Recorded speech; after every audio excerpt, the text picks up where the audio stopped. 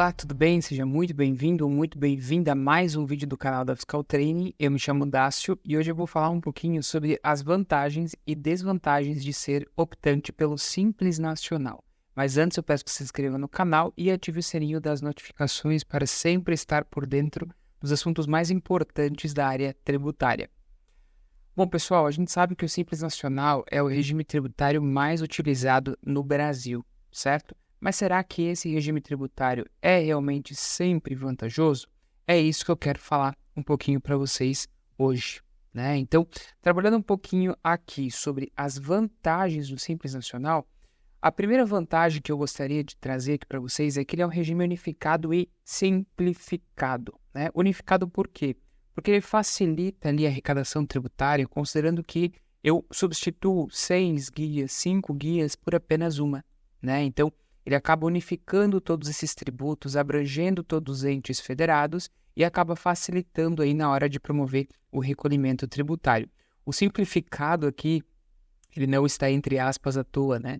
A gente sabe que o simples, ele deixou de ser simples há muito tempo, mas ainda assim, pessoal, principalmente por conta das obrigações acessórias, o Simples Nacional ele é mais simplificado, menos burocrático do que os demais regimes de tributação, né? A gente sabe que hoje obrigações acessórias são aí os artifícios, né? São os pontos que demandam mais atenção e mais tempo nos escritórios de contabilidade, né? Dentro das empresas, certo? E considerando que o Simples Nacional tem poucas obrigações acessórias, ainda assim é uma vantagem, né? É um benefício em relação aos demais regimes de tributação. Perfeito? Então, primeira vantagem, regime unificado e simplificado. Segunda vantagem, pessoal, cargas tributárias reduzidas, né? O Simples Nacional ele é um regime tributário específico para as micro e pequenas empresas, certo? Como forma ali de favorecer a questão da arrecadação, né? E fomentar esse mercado dos negócios menores.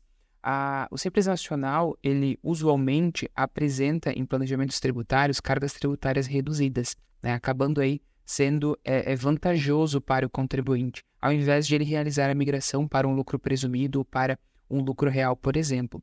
Contudo, entre parênteses, eu deixei avaliar por quê. Porque nem sempre, pessoal, nem sempre o Simples Nacional é o melhor regime tributário, considerando o ônus tributário.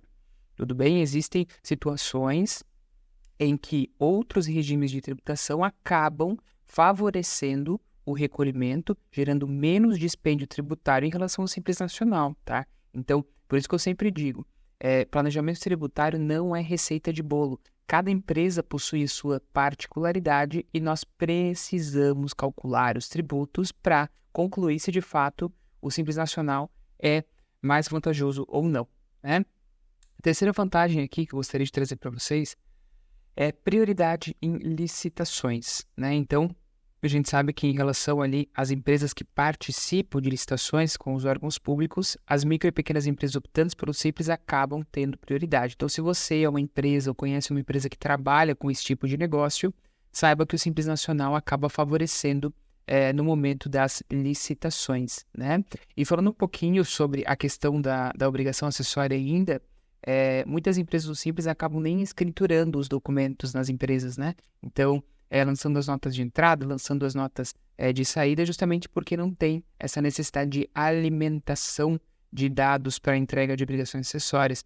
O que, pessoal, que não descaracteriza a necessidade de ter um controle rigoroso do estoque, tá? Então, para tirar isso da cabeça de uma vez por todas que Simples Nacional não precisa ter controle de estoque, não precisa emitir nota, não precisa ter contabilidade, precisa sim, certo? Mas ainda assim é mais simplificado que os demais regimes de tributação. Beleza? Pontos negativos do Simples Nacional, limitação de faturamento. Isso é um ponto negativo, porque existem muitas empresas aí que acabam faturando acima do limite e por conta disso não podem optar pelo Simples Nacional, ainda que um planejamento tributário demonstrasse que, de fato, o ônus tributário seria reduzido, né? Então, a gente já tem alguns projetos de lei para aumentar, para duplicar o faturamento, que atualmente, em 2023, é de 4,8 milhões, mas até o presente momento não tivemos nada que evidenciasse de forma concreta esse aumento devido, tá? Então, a limitação de faturamento realmente um ponto negativo, tá?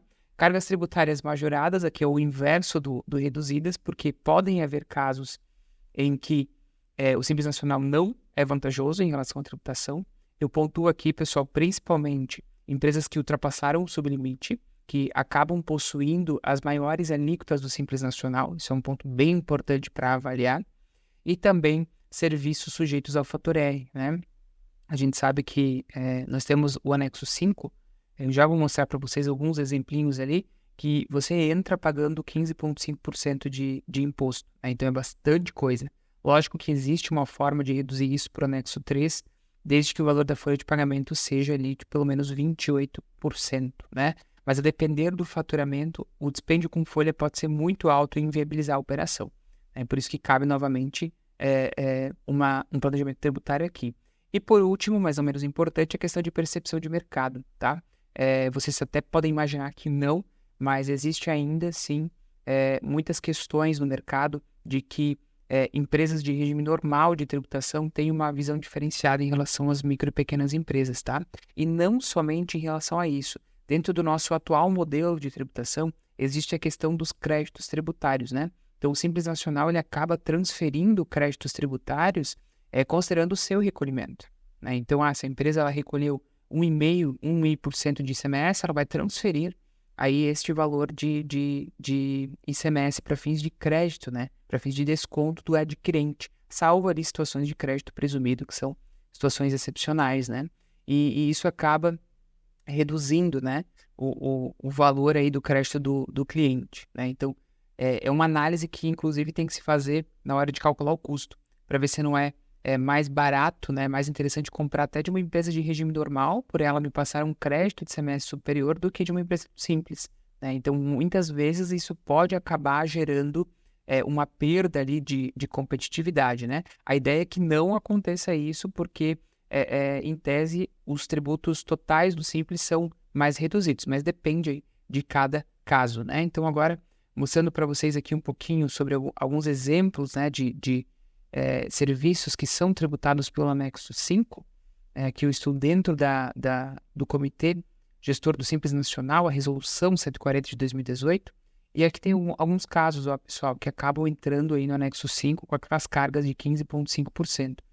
Então, administração e locação de imóveis de terceiros, né? Academia de dança, de capoeira, de yoga, academia de atividade física, elaboração de programas de computadores, né? Então, tudo isso daqui, pessoal, acaba entrando num anexo bem oneroso no Simples Nacional. Então, é bem importante fazer um cálculo, contatar um contador de confiança para verificar se realmente não é mais vantajoso fazer uma análise aqui e fazer aquele controle do fator R, né? Para, de fato, a carga reduzir de 15,5% para 6%. Então, a gente está falando de 9,5% de redução, tá? Então, medicina, psicologia, serviços de comissaria, são todos os casos em que deve ser feita essa análise, certo? Então, o que eu queria deixar, né, de recado nesse vídeo aqui?